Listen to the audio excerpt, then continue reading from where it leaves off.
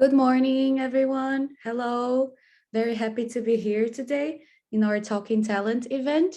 This is our webinar number 27, which will be covering the topic of data-driven sourcing. And we'll be talking about everything related to data-driven sourcing, how we use data-driven sourcing in our day-to-day work, the different approaches we can use in data sourcing, metrics, KPIs, tools. Very excited to be here with everyone. We have three amazing speakers, which I'll be introducing you in just a moment. But before I start with the introductions, I would like to quickly introduce myself and accelerate for everyone. So my name is Carolina. I work for Accelerate for around a year now. I joined the sourcing team in which we help companies fill their pipelines with very qualified candidates using our Connect software, which is our brand new product that I invite everyone to check it out later. And a bit about Accelerate for those of you who don't know us. So Accelerate, we are a recruiting company, right? And we offer recruiting services in different business models. So as I just mentioned, we have the sourcing team and our product Connect team. We also offer embedded recruitment service with our talent partners. And we also have the X team, which is responsible for the executive search. And as we are a recruitment company and we love talking about recruitment topics and talent acquisition, we also have our community called Talking Talent Platform, which I also invite everyone to check that out later, where we share insights, knowledge, ideas about the recruitment industry. And it's also a great place to meet new people, to network with other colleagues. And we're also recording the session and we'll be posting that there later on, later in the day. So if anyone is interested in checking that out later, we invite everyone to do so. So I would like to kick off our agenda. I will let our speakers introduce themselves and then we'll have a discussion around data-driven sourcing. And then in the end, we'll have time for a Q&A session. So feel free, everyone, to ask any questions if you have in the Q&A box down here. And then in the end, I'll be reading these questions to our speakers. So let's get started with the introductions. We can follow the slides order. So Balas, do you want to start with the introduction? Right. Well, do I feel like this is not appropriate? So Jasmine, you have to, you should start, right? Because ladies first. And I'm an old man, right? So I was raised in the old world when my mama was saying, no, ladies first. So Jasmine, please kick off the intro.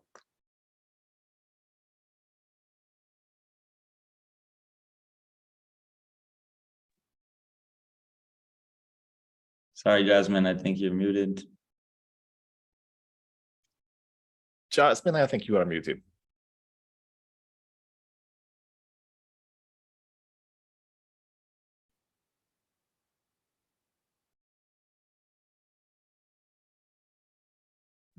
Might be the earphones connection.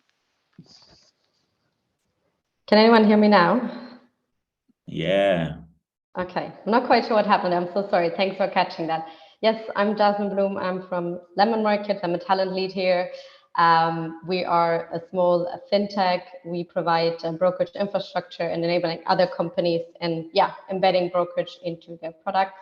I have about 4.5 years experience within recruitment, always really liked sourcing and worked with small companies on an agency side and then kind of switched to in-house. And my last company was N26 and there I joined as one of the first sources and we built up sourcing as a department, as a function, and kind of touched upon employer brand, market research, sourcing, interviewing, outreach, and training. And that's about me. Any questions, or if you want to connect later, I'm happy to do so.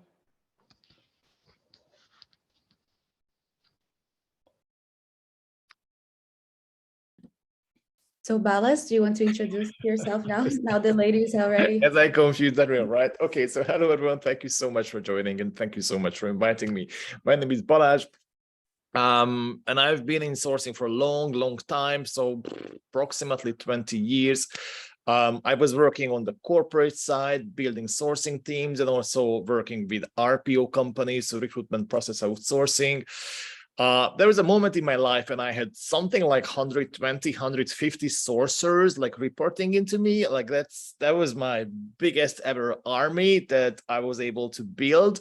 So yeah, since the end of 2019, I run my own consultancy, little business. I help companies like evolve their sourcing capabilities. So I train them. And yeah, we work with leaders to build their new strategies. So yeah, I'm excited to be here. Thank you. Thank you so much, Balas and Jasmine. Andrea? Yes, thank you, Carolina. I'm very honored to be here as a panelist along such great talent there with Balas and Yasmin. My name is Andre. Obviously, I've been at Accelerate for around 4 years now. And that's when my recruitment career also started. So going into the embedded model at first and the RPO scenario of Accelerate, and then later on being very interested in the sourcing parts of recruitment. So since a year now, I've been responsible for the sourcing team that we have and alongside with our platform Connect. So trying to organize things for a better productivity of our sourcing team within Accelerate. So anyone wanting to connect and expand on the discussion, we can always connect afterwards. Glad to be here. Thanks, Andrea. Thanks, everyone, for the introduction. So I think we can kick off with our questions. So as this is a data-driven topic that we're discussing, I would like to kick off this session with some, obviously, data, because I think everyone is interested in learning more. So I did some research around the topic, and I found a survey conducted by 2 companies called Brazen and Talent Board, in which they interviewed more than 300 talent acquisition professionals, asking them about what are the biggest challenges they face in recruitment in 2022. And the results were very interesting, right? So the top 3 challenges found were candidate ghosting, engaging passive candidates, and attracting diverse candidates, right? So this conclusion was very interesting for me because I can see how sourcing is crucial nowadays, right? In the sense of creating engaging reach out messages to engage passive candidates. How can you turn passive candidates in interested candidates using sourcing and also sourcing for diversity, right? So I would like to start asking a very open question to all of you and ask, what is data-driven sourcing for you and why is it important in the sense of how can data maximize your sourcing strategy? So if anyone wants to start, feel free. I'm happy to start. And I have too many answers for this question, right? So I try to give some time, Jasmine, for you and Andre for you as well. I think, data-driven sourcing can mean 2 things, right? One is that how do you run your sourcing function? Like how do you measure your sourcing function and, how does that look like? So that can be one angle. And the other can be that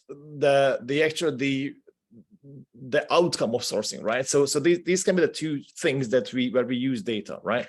One is that I measure my sourcer, how I build efficiency, how I improve my sourcing performance and sourcing operations. And the other one is that, okay, what do I see on the market, right? If it comes to diversity sourcing, what sort of numbers do I see? How can I support my business with data that I was able to retrieve via sourcing? And why it matters? Well, because data matters, that's it, end of story. But on the next layer, I love to think about that sourcing is as core function nowadays in a talent acquisition team as recruiting or assessment or onboarding or whatever. And because of that, you have to have measures. It's just like that. It's a business function. It's not anymore the function of the weirds. It's not anymore the function of the geeks, of the the strange people. No, it's a proper business function. And that, as every business function, it has to have its measurement. End of story. But I stop for now. So Andre, Jasmine, it's your turn. Yeah, I can only chime in there. I think for me, it's like to put it in really simple words, it's from kind of guessing and gut feeling, moving to knowing and predicting, right? That's kind of what data-driven sourcing brings you, right? Because when you've been a recruiter and you send out a bunch of messages, at some point when you've been in the industry long enough, like you kind of know why certain candidates will answer you more likely or not, right? We're not just looking at people who are open to new work, right? Because in the end, the really good game-changing talent, that's the ones that you have to really hunt and follow up and source and really engage, right? And that's the challenge. And I think there's always a part of working hard and working smart, and working hard is all the KPIs around your sourcing activities, right? Like how many messages you send out, and then in the end, it's kind of like the whole question behind is like, how many people do I need to contact to make a hire, right? And then the other part is the market data. That's like the working smart, because then you know like who to reach out to and what way to engage and what platform you would reach out to them best, and how likely they're going to answer you, because you know the average tenure for that position in that company, or you know that in average people from that location really like to, for instance, relocate to Berlin or to other cities, right? So you increase your likelihood of, you know, having a response, but also then that it's relevant to the person, right? And that's kind of the whole like working smart part. And yeah, I know every recruiter is working really, really hard, but I think when you really can move towards the knowing and predicting, that's really when things sourcing gets really fun and rewarding, right? Exactly. Thank you, Yasmin and Balas. Yeah, so I really like that we touched already based on these two parts, right? Which is kind of like the pre-search, the market mapping, the understanding of the market, and then being able to advise with the data that you find in the first place. And then moving forward into actual delivery and what to expect from that point onwards, right? So what are the changes and tweaks you can do within your strategy and the data that you've accumulated to make it in a way more predicted and more concrete. I also like to think about data as a way of comforting the search. So a lot of times, I think it's quite important for the talent searcher to have a view of if he's going in the right direction and if he's getting closer to reaching his goal, his or her goal. So in a way, I believe that it's a comforting feeling to use that data and have every day a point where you have a goal for the day or the week, and then you can understand if you're actually going closer to that goal or not. So yeah, in general, data-driven sourcing, like everyone mentioned, gathering and analyzing the sourcing data, and then being able to advise from that point. Yeah, I really like that you said it's comforting, and I think it's not just only comforting for you, but also really gives you power in conversation with hiring managers, because you're the person who basically is in contact with, like, especially when you work in an in-house setting, right, with hiring managers directly, with like recruiters, with like coordinators, right? And the more like data-driven you are, the better you can really handle these conversations, because we might have all had the situation that there's a hiring manager and what they're looking for is a purple shiny unicorn. And we're probably all like really good sources and we're able to find that, right? But then sometimes you also need to be realistic on that's the size of the talent pool. And there might be, even if you write the best message, it might just not be the right time, and the talent pool is really, really small, and you have to then be realistic about it. The likelihood of then finding that person that they will engage with us, and in the end also find that our value proposition is interesting enough to them, right? So it's really then kind of gives you the power to have very like good and honest conversation with all your stakeholders, right?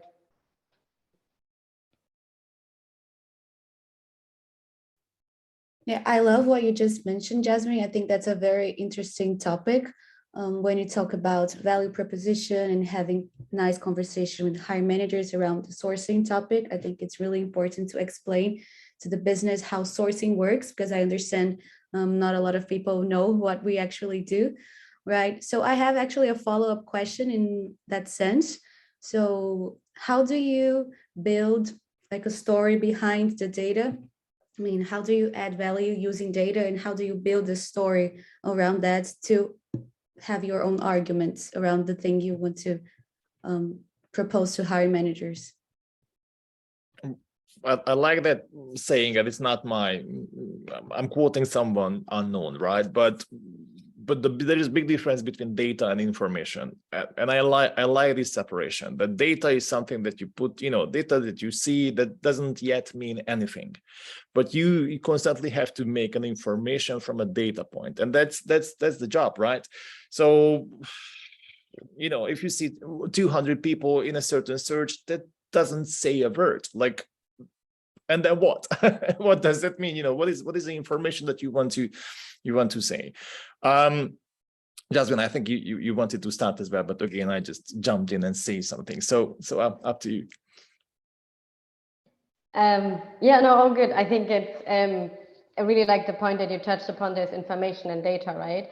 And really good examples are, for instance, if you look at kind of pass rates in a funnel, right? You might see that people dropping out at a certain point, but you don't have the context. And when you then put it into context, you might speak to more candidates why you dropped out, and then it might be salary or other points. Or for instance, if you look at how certain candidates from certain groups might perform in certain tests. I mean, if you look, there's certain studies, for instance, that female talent or talent from like underrepresented groups sometimes don't perform as well in live tests when you, for instance, have, a live coding session than, for instance, take-home tests, right? So, and that's something that, if you put it into context, then you kind of know what's going on, right? But if you just pure look at the data, it's just a data point. So it's always really good to put like things in context, or when you see there's a number of people who are open to new opportunities on LinkedIn, and then you talk to them, you understand, okay, there might is a big technology shift going on in the company, or they're struggling overall, then you kind of put things into context, and there might be more people open to a new opportunity, even if they don't indicate, right? So it's always important to put things into context, and that's in the end, talking to candidates, stakeholders, and so on. Just one comment on that point, right? So how context is so important. Quite often, sourcing leaders are tortured with a question that, why the number of hires that we made from a sourced candidate, why that number is that low? That's the $1 million question. I think that's the question that everyone on this call, at least once in their life, has already gotten. And that's the question when you feel totally miserable, you feel like you are not productive, you feel like you are just you're just not a great sourcer. But what I learned is that this is the question that you have to put into context, because you have to understand that, okay, like I had a client a long time ago who was saying like, why did we only make 10 hires from sourcing? And I was like, yeah, what's wrong with the 10? He said, well, you have a source rate of just 10 hires, it's not enough. I was like, but what do you mean it's not enough? And then you had to build the context. You had to show them, all the other numbers. You had to show them, well, okay, listen, that many hires you made from advertisement, that many hires you made from, referrals, that many hires, right? You show all of the channels, and then you say, and by the way, this is 8% from sourcing. Well, we made 8% of your entire hires. What was your expectation? Did you expect more? Did you expect 15? And then you keep talking and you say, okay, you expected 15% from sourcing. Excellent. Why? What do you want to achieve with double numbers, and so on, and so on, and so on. And that's why the entire context is so important. I have one more example, and then you guys can shoot me anytime, but I have just too many things in my head. The other is, what I love, another $1 million question, that how many CVs or how many candidates one sourcer has to make a week, right? Like what is the performance number? Like if we say that the sourcer is tasked to find and engage with passive candidates, then what is that number per person, per week, per whatsoever? And I remember the first time that I was fighting with my leaders, and I told them that it should be around 6, maybe 10, maybe 5, but it's around 6.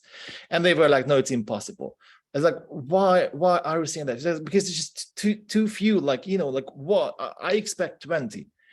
And I was like, okay, wait a second. Let's say I have a sourcer making 20 new candidates every week. Imagine that, right?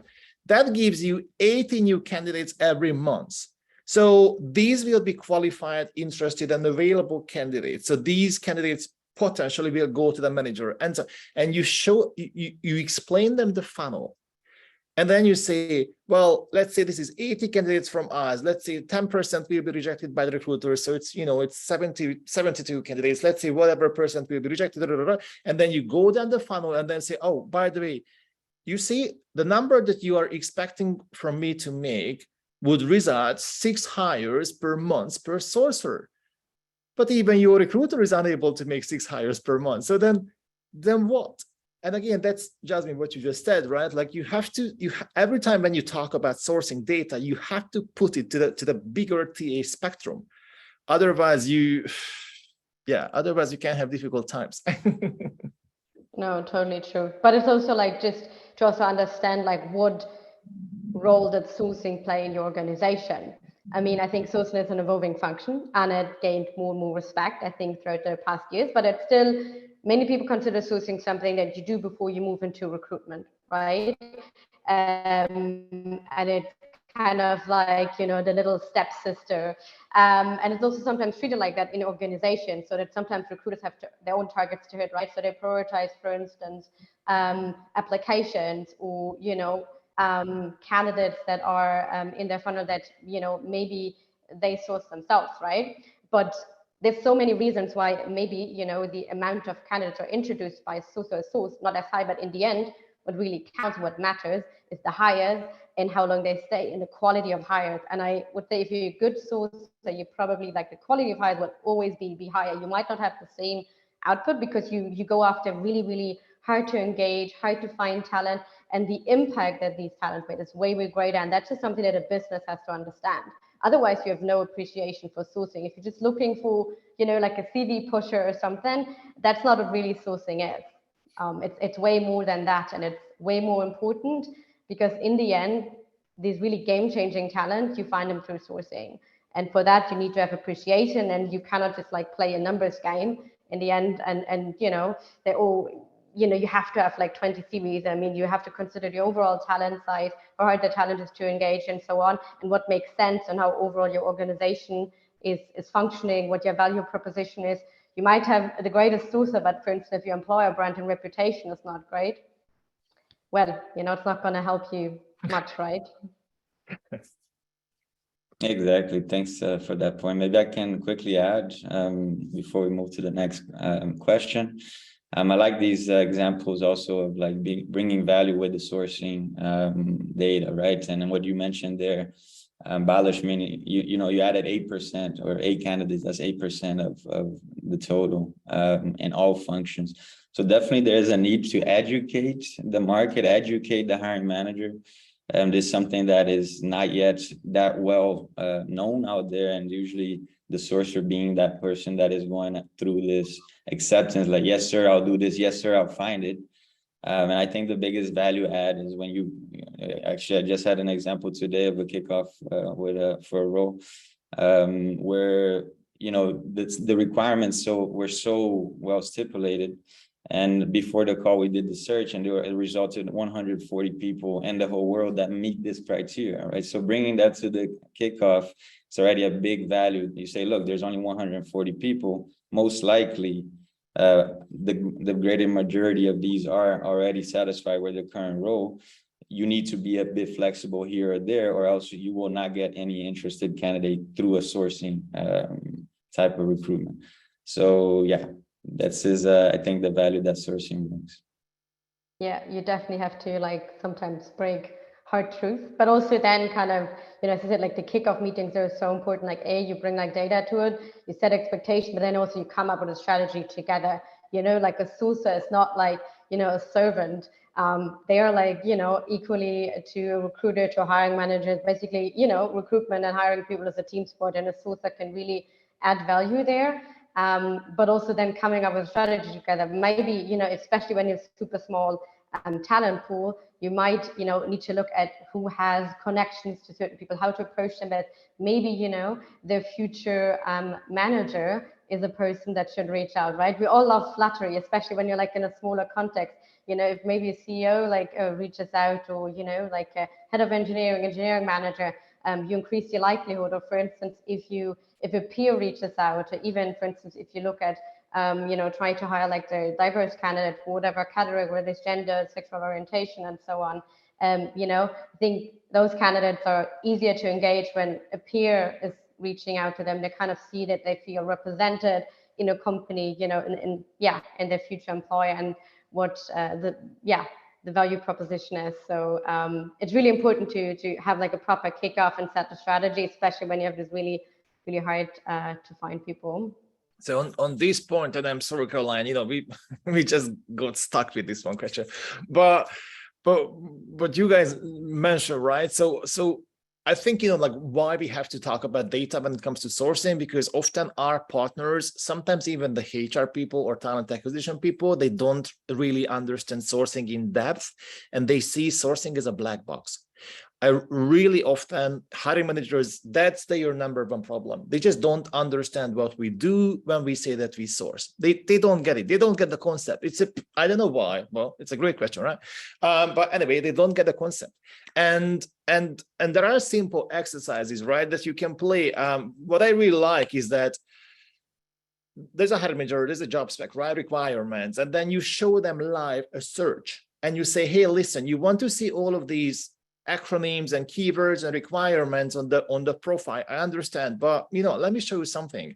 If I run all of it together and then you run a live search in front of them, that's when you open the black box. You make them realize the market, and you show and say, well, listen, I'm running all of these keywords.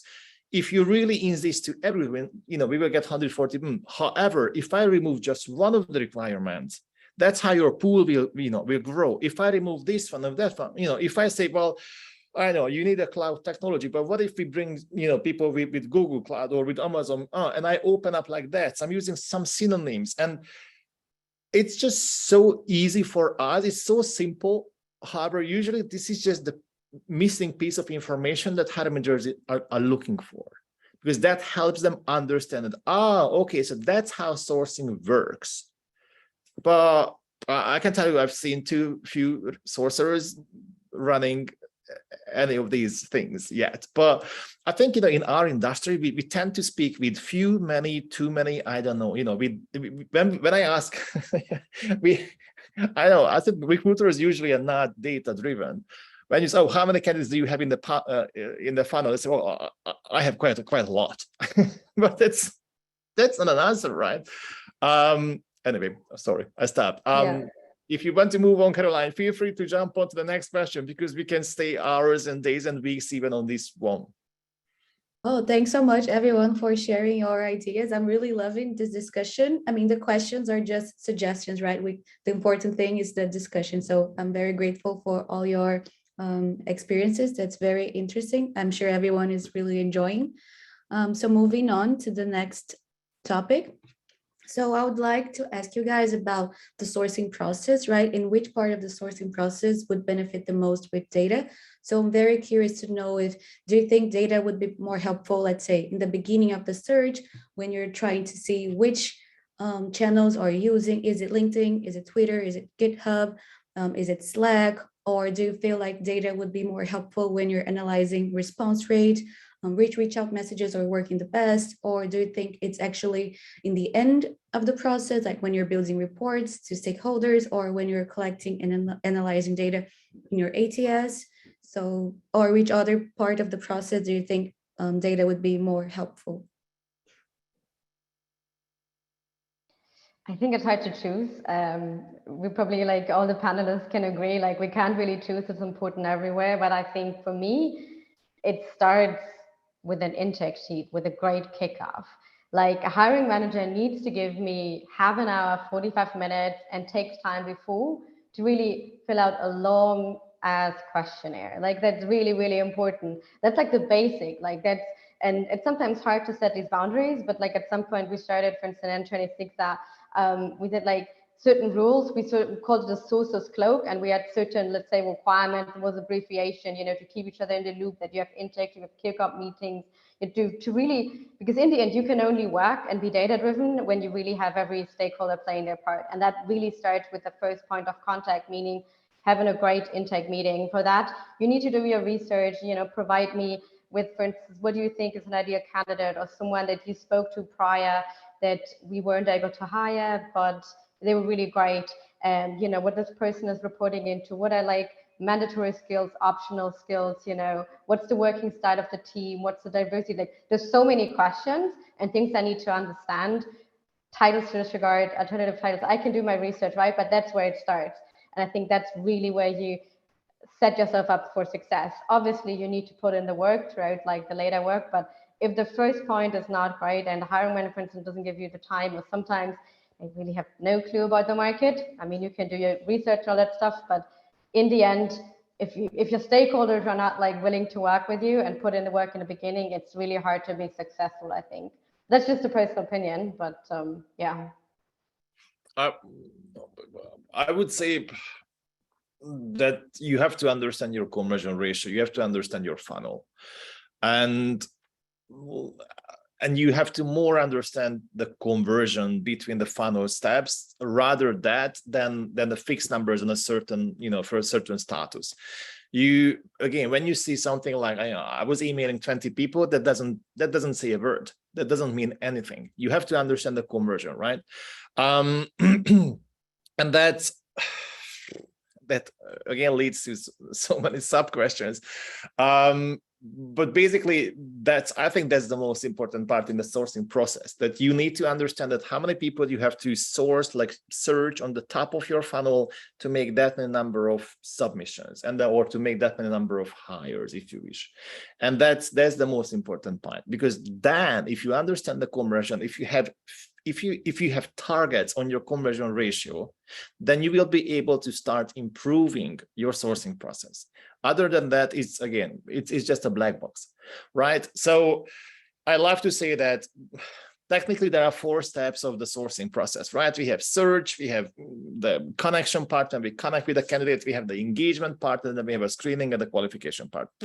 That's it. Whatever you source, that's the sourcing process: search, connect, engage, qualify. And if you start measuring the conversion between these four major steps, then you will always understand where you have to bring in improvement. And if I can have one more sentence, why this conversion is super helpful, because often there's a bad practice in the industry that every time when you lack, let's say, submissions, when you need more candidates, you start from scratch. You always go back to the top of the funnel and you search more. But this is just not efficient, because sometimes you have a defect, if you wish, a performance defect somewhere in between the funnel, right? Sometimes searching even more people is not the answer. Sometimes you just have to try and go back to those people that you've already contacted, but they haven't yet replied to. That's why the conversion is I think is the only answer. Nice one. Disagree there a bit, because I think it's a very agency-focused mindset. To just like, okay, you have to put in more and you have to kind of increase conversion rate. But in the end, if you just kind of try to throw mud at a wall and see what sticks, it's not going to work, right? So you need to find like a hook to really, if you want to, for instance, hang a jacket on. And I think that's kind of really the first step. And obviously, you should like always run sequences. I mean, follow-ups are mandatory. That's like a basic of a sourcer, right? As well as, just like kind of looking where are kind of bottlenecks throughout the funnel, because it's usually around like process or process design, not following up like how like people manage people through the process and so on. But in the end, I think the first part, the whole research part, is really important, because that's kind of what really enables you to work smart. And that means then, for instance, creating a checklist, like, okay, what are the locations, what are the combinations?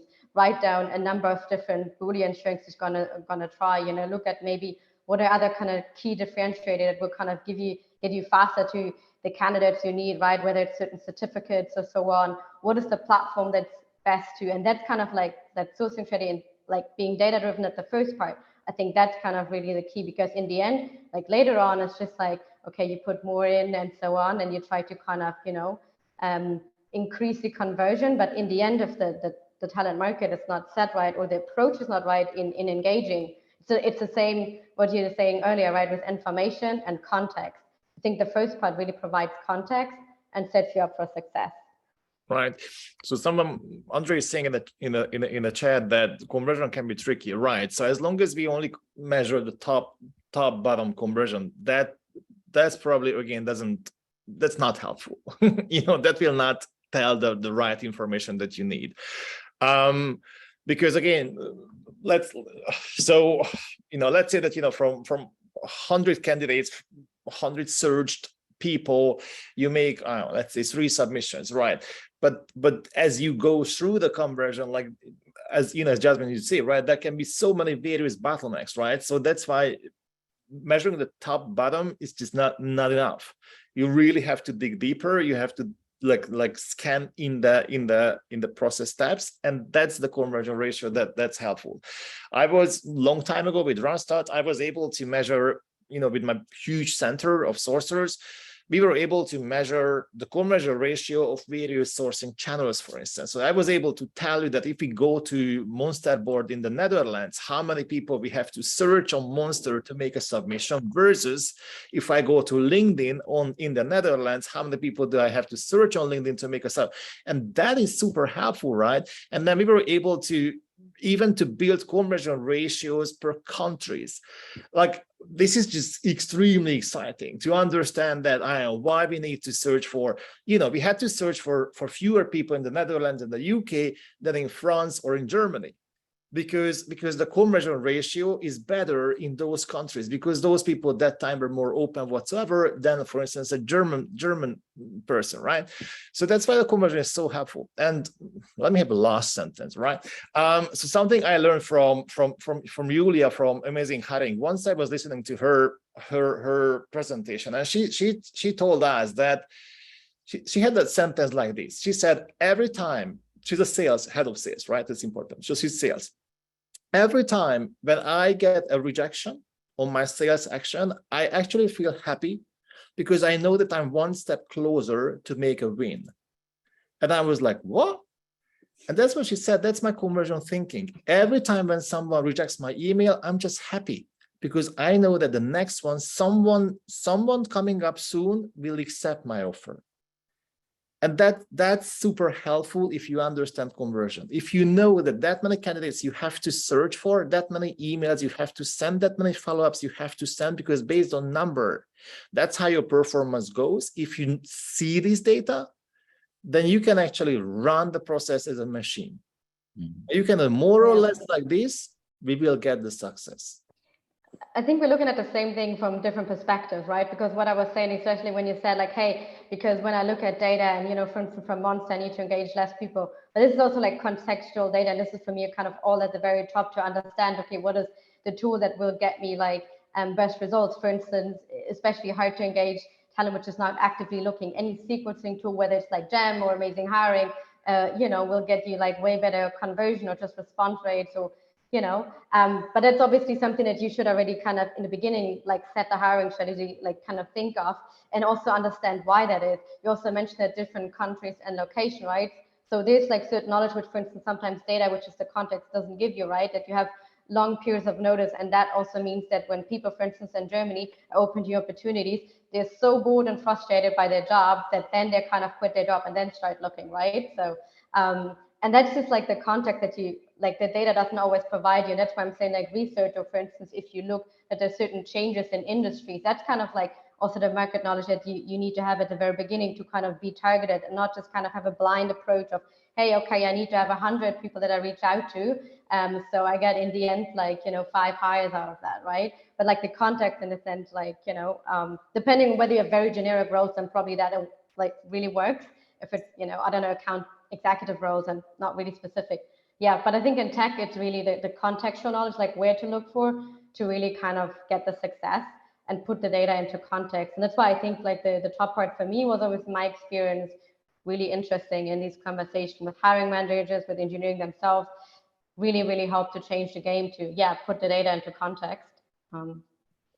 I had last thing, Caroline, then you go, right? I was talking to a client, and the client was like, well, you know, we made 25 hires from sourcing, and, you know, we made 100 hires from advertisement. So, you know, like, prove me why sourcing is helpful, right? And yes, if you just see this one and without the conversion, okay. But then I showed the client that, well, listen, check the entire funnel. And it was an amazing, because I showed the client that to make 25 hires, let's say we had to talk to X number of candidates, but to make 100 hires from advertisement, we had to go through 30,000 applicants.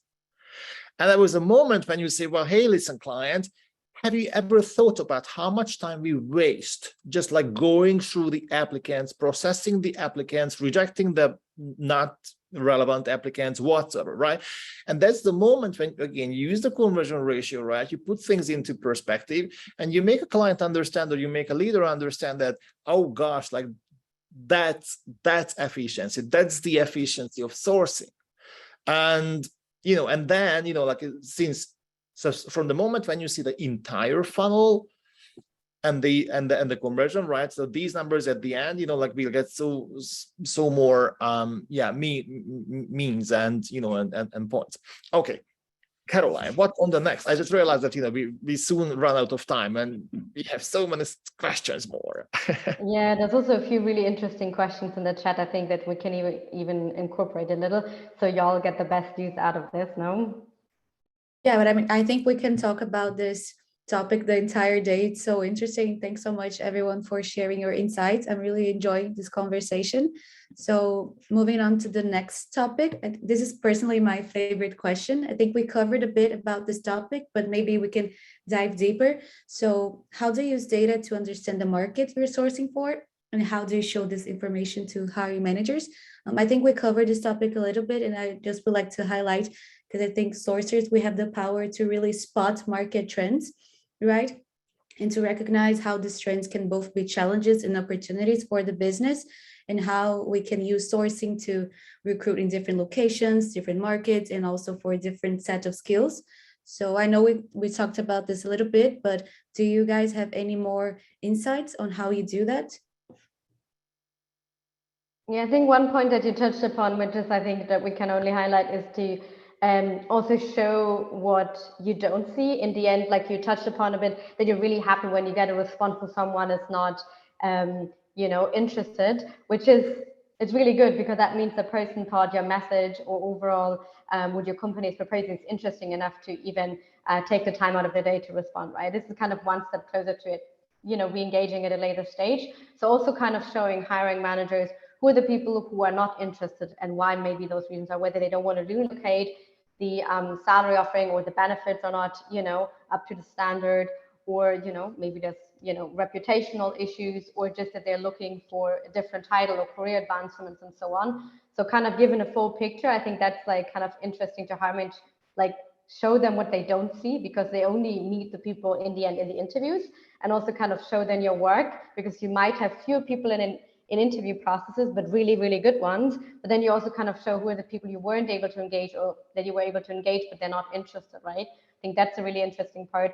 And one tool to make it a bit more concrete that I really, really like, not quite sure how many people know it, but there's a tool called LinkedIn Insights, or there's other sourcing tools, for instance, in Antello or in others, where you have a bit more metrics on talent pools, which is not the same as showing, for instance, a LinkedIn recruiter search, right? Where you, for instance, see like how often in certain locations are jobs advertised and they are reflecting certain skills. So you also understand what are common job titles.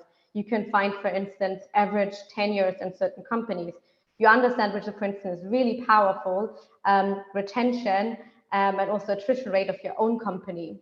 And that's like so powerful to really understand well, because if you have to, for instance, work with a leaking bucket, so to say, you source and you try to hire lots of people, but for instance, employees are going to XYZ companies, then this is, I think, really powerful to show to hiring managers, right? Because they also know what they need. Because if they kind of mention, I want to have candidates from Google, Meta, and, I don't know, Amazon, and you say like, but also the companies people go to, or this is just not really where we were able to attract candidates in the past, or salary ranges are out of range.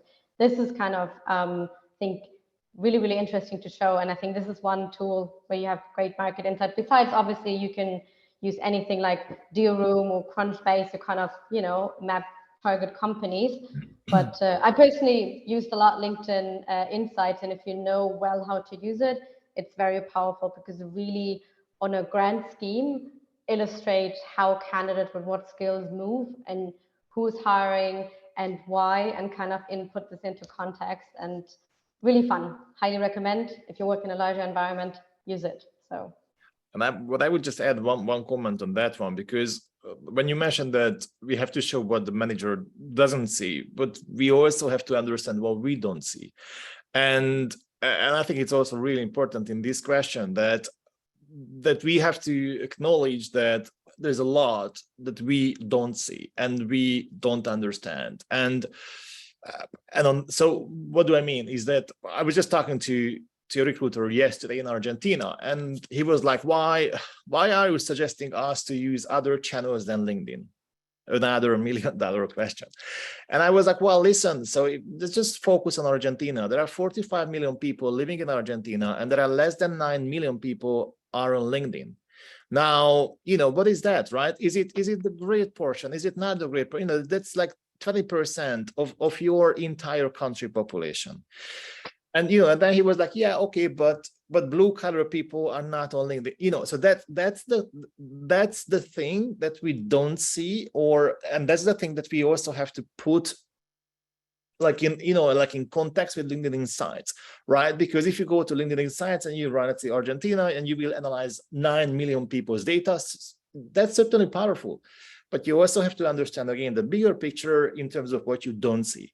Who are those other 80% of the Argentinian population who are not on LinkedIn? Where are they? Like what sort of data information do we know about them? And so on and so on. Just one comment on this one.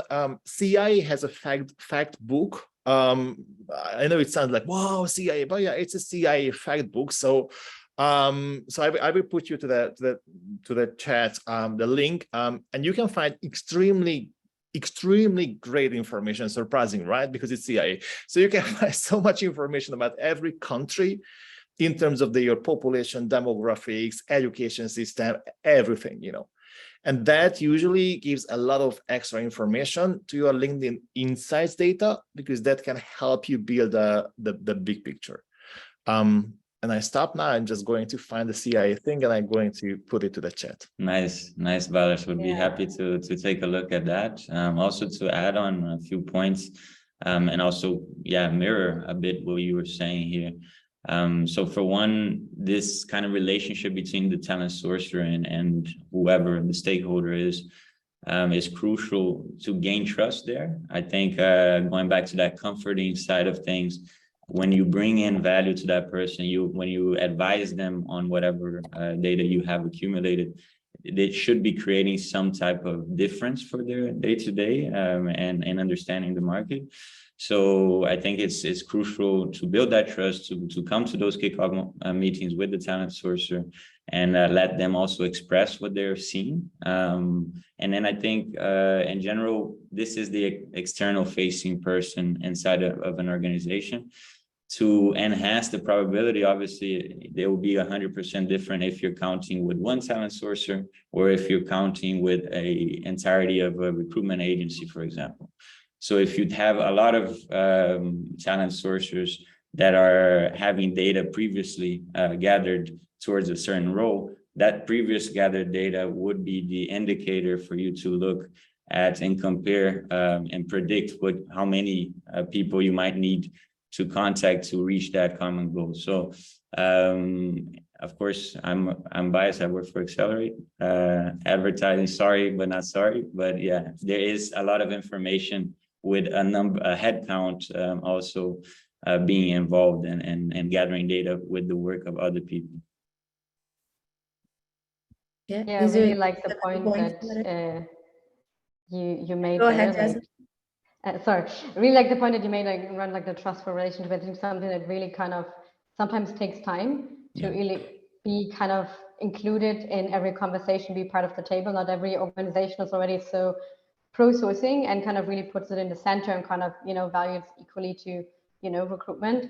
And like Balázs, what you're saying, it's really important to understand kind of what medium to use, right? And it's a sad truth. There's no one tool that provides you all the information, right? I mean, being great at Googling is the first step, but then you have to figure out which platform. And it's sometimes when you look for very specific talent and they're not you have so many different sources, or you look in certain locations where, for instance, the tools and the sources you're using are not really, you don't really have access to it. In the end, X-ray searches are still really gonna always be helpful to you. Looking at kind of conference meetups and gatherings, because they're really, really good talent who are highly engaged with their industry, with their field. They you're always going to have meetups. You just need to find these little bubbles and then kind of engage there, and then you will always have access, because I know depending on where you work, you won't have always access to all the local job boards or all the different tools. But in the end, if you're really good at X-ray, you will still have, you know, great time sourcing and find the talent. Yeah, these are all great points. Thanks everyone for sharing. I just think we can go to the last question. But Balas, do you want to say something? Go ahead. Right. Yeah. Someone just shared the CIA. Yeah. Thank you. That's it. Okay. Let's go for the next one. Last one. Yeah, I think we already mentioned a bit of the sourcing tools and sourcing KPIs, but I'm just curious, how do you measure your sourcing success? Do you have any further insights on this topic? And then I think we can talk about this for 5 minutes and then see the Q&A questions.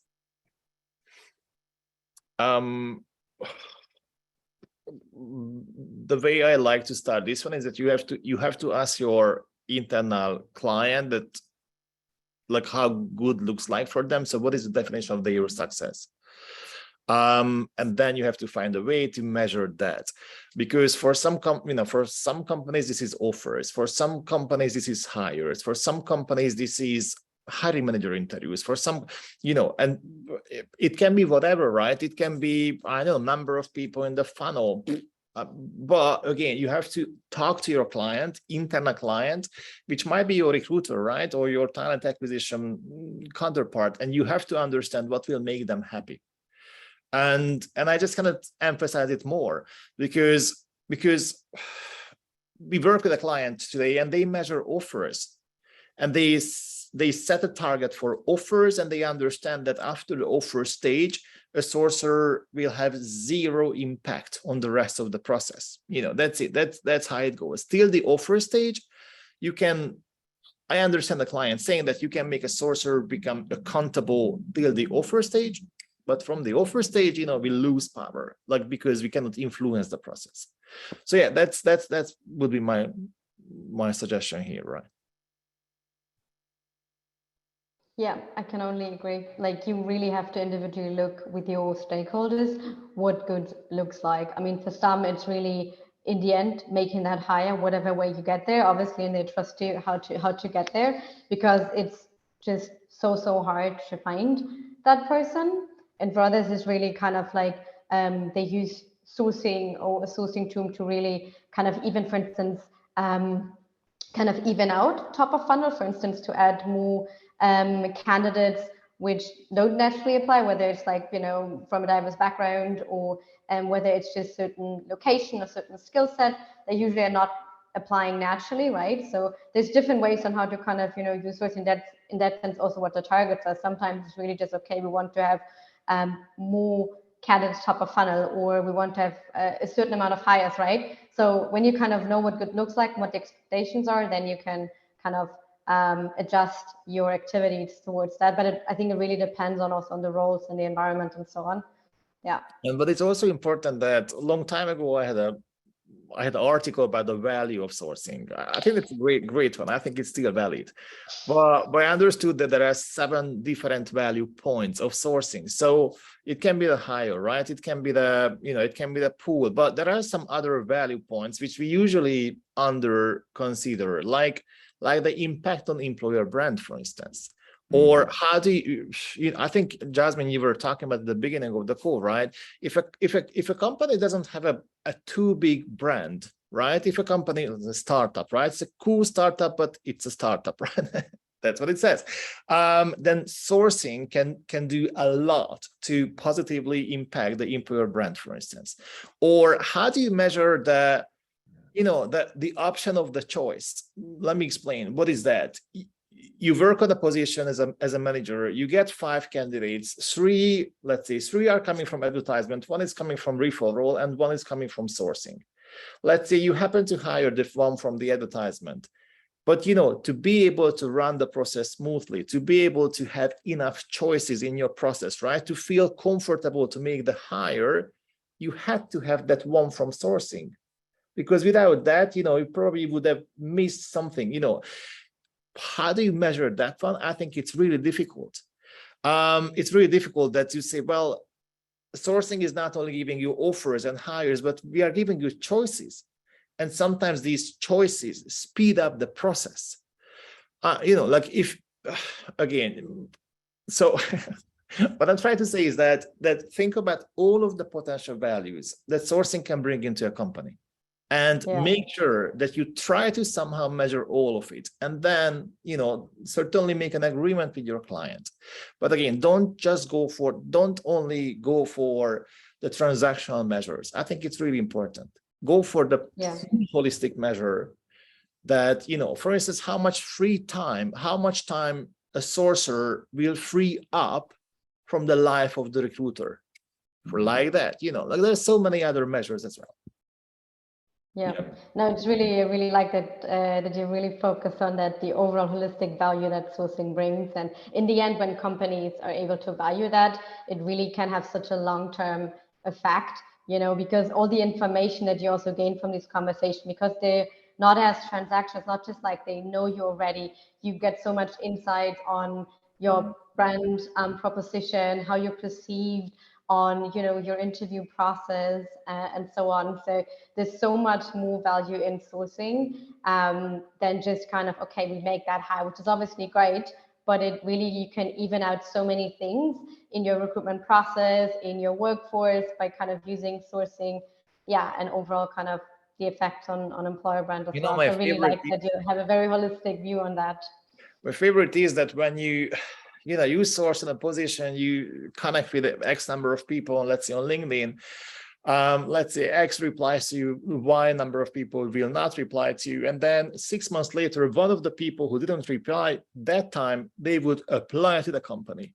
And then, you know, and then you as a sourcer, you feel like, well, that's partly because of me, partly because that time, you know, we had a conversation, partly because I found him, I sent him something, whatsoever.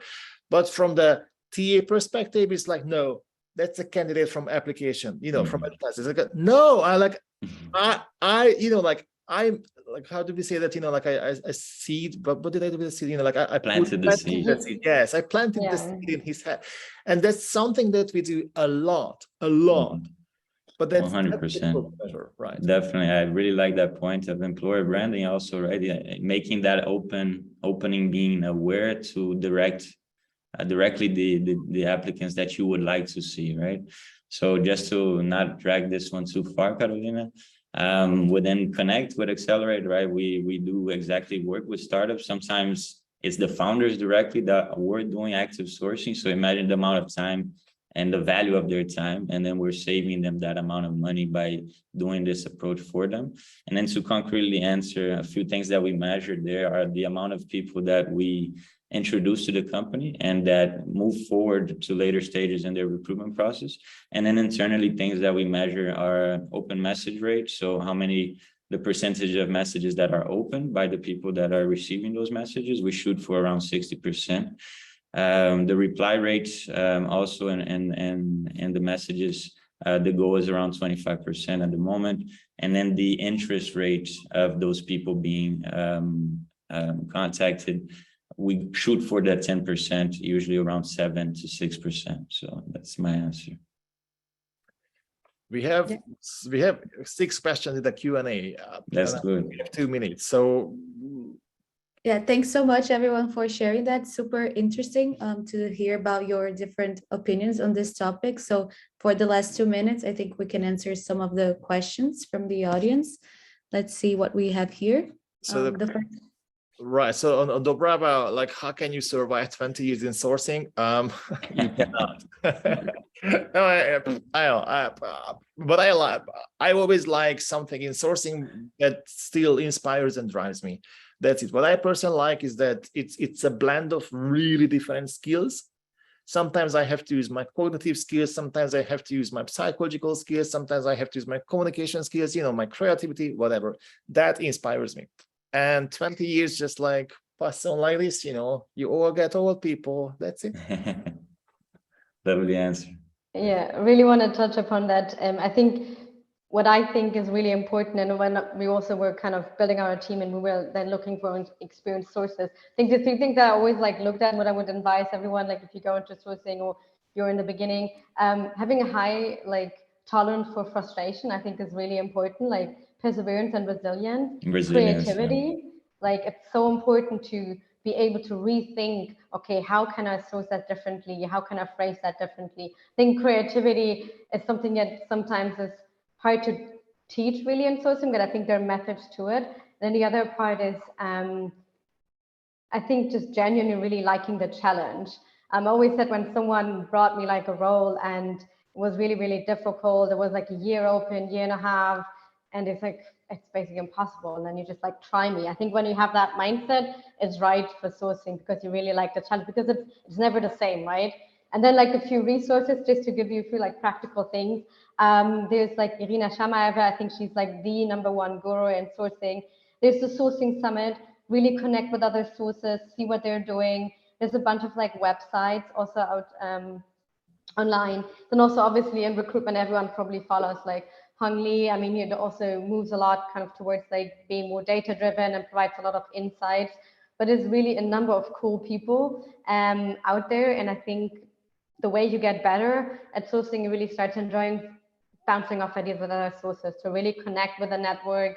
And I think then you can really elevate your skills, because I've worked on so many different platforms, and I found great, for instance, female engineers on Instagram, super cool way, or on GitHub and Meetup, and also sourced on Dribblebot, for instance. I never sourced a lot on Reddit, and at some point someone told me how to do it on Reddit, and I was like, cool, right?